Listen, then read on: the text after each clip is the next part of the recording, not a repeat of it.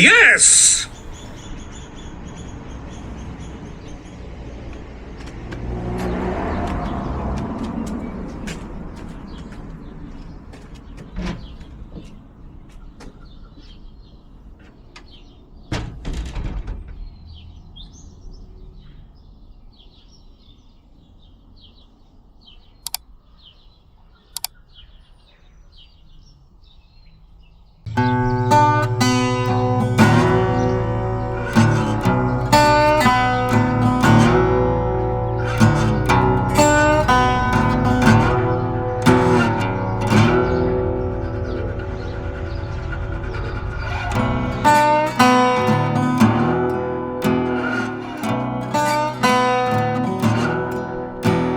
The 2025 Triumph T120. They haven't gone mad with this year's model, they've just gently refined it, and that's a good thing.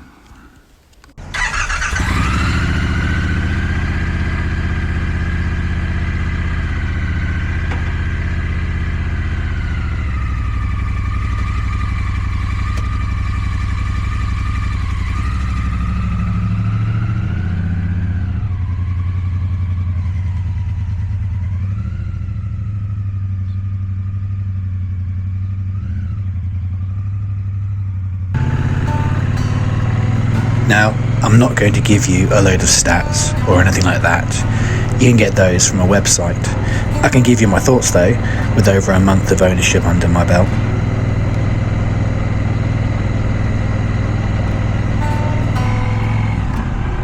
You're not looking at some plastic rocket with a Bluetooth app and 47 ride modes. No, it's just a motorcycle for people pretending to be grown-ups.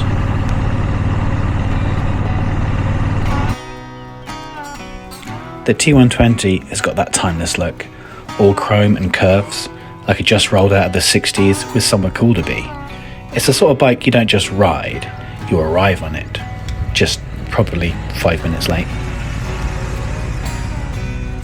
Under the seat, you'll find the same 1200cc parallel twin, now with a few updates to meet emission regulations. Without losing all of its backbone, it still rumbles like a proper Brit should. Not too loud, not too tame, just enough to politely announce, I'm here, and maybe I'll be a bit faster than you.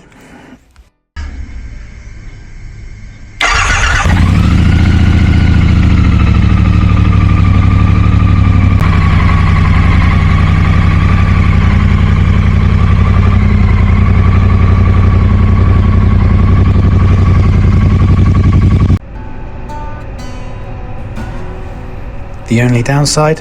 That catalytic converter is welded in, so you're not whipping it off without a grinder and a bit of mischief. But hey, it still sounds good, still rides great, and the polar bears have a home for a little bit longer. That being said, if anyone knows of any slip-ons for this Euro 5 version, please do let me know in the comments. And the ride? Well, it's lovely, upright, relaxed, and surprisingly refined. A bit like riding a wingback armchair that can do 70 miles an hour.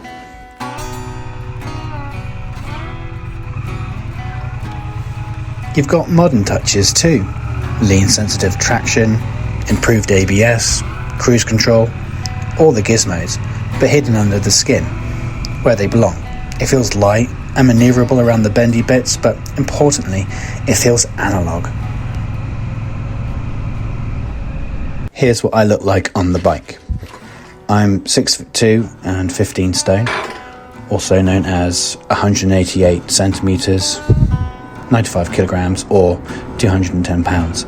34-inch inside leg with T-Rex arms and Trump hands.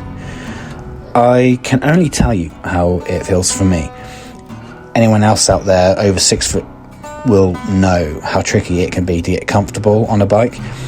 I'm the most comfortable I've ever been on a bike. I've owned an Indian Scout and a bobber before. I've ridden a few other Triumphs like the Speedmaster, the Speed Twin and the Street Scrambler, and overall this is better. You sit upright, the handlebars are good, mid controls means my spine is happier on longer trips. which you can do on this bike. There's space for luggage. The tank will get you 175 miles or 280k. It's actually a bit of a Swiss Army knife bike. It will do most things well. I get asked about the headlights a lot on this bike. The only LED on the headlight is this daytime running light. Looks very nice. The lights work perfectly fine. They're perfectly bright enough, and I think they suit the style of the bike. I'll give you an example of the dipped light now. You could obviously get aftermarket headlights. There are certainly plenty available, but I don't really think it's something to be concerned about. I can show you the main beam as well. Not the best example, but it does give you an idea. One of the great things about the Triumph T120 is that there are so many custom parts available, both official and aftermarket. It's massive. Bars, mirrors, lights, seats, suspension, upgrades, fly screens, you name it. But if you were a mate and you said, what upgrades do I definitely need? This is what I would say you need to get off the bat. If you're a big guy, wide shoulders, you definitely want bar end mirrors so you can see what's behind you, and get yourself a center stand as well, just to make maintenance that bit easier. Other than that, I'd say you then definitely want to get yourself a radiator guard and a sump guard. And if you've got a bit more cash to splash, I would opt for the heated grips. They're just really nice and tidy, and they work really well.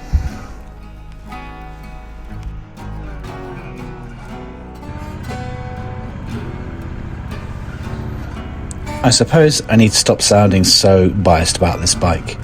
Obviously I like it, I bought one, but no bike is perfect. Let's assume you're considering a modern classic, so there won't be obvious complaints about its cornering or ability to cover crazy distances on multiple terrains. It's not a super naked or a tourer. Reports of snappy throttles, poor suspension, subpar brakes are things I have just not noticed on this 2025 model.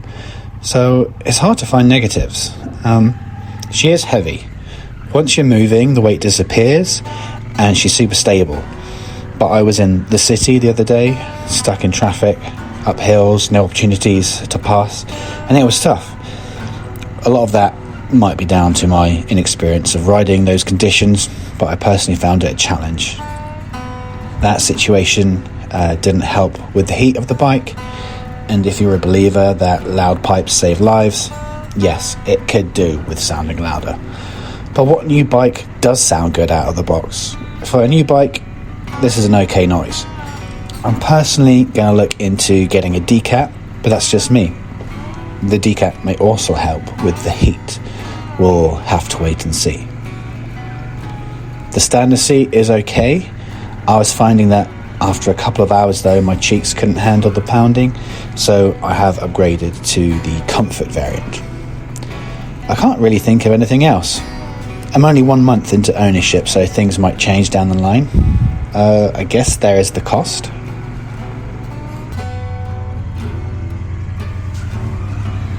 Is this bike expensive? Yes, but not Harley money. You can get a good deal second hand if you can find a good example. I opted for the 2025 model as it's a bit better in the bends than the older ones, and then there's warranty. So is the 2025 T120 fast? No. Is it flashy? Not really. Does it make you feel cool, calm, and a bit of a legend?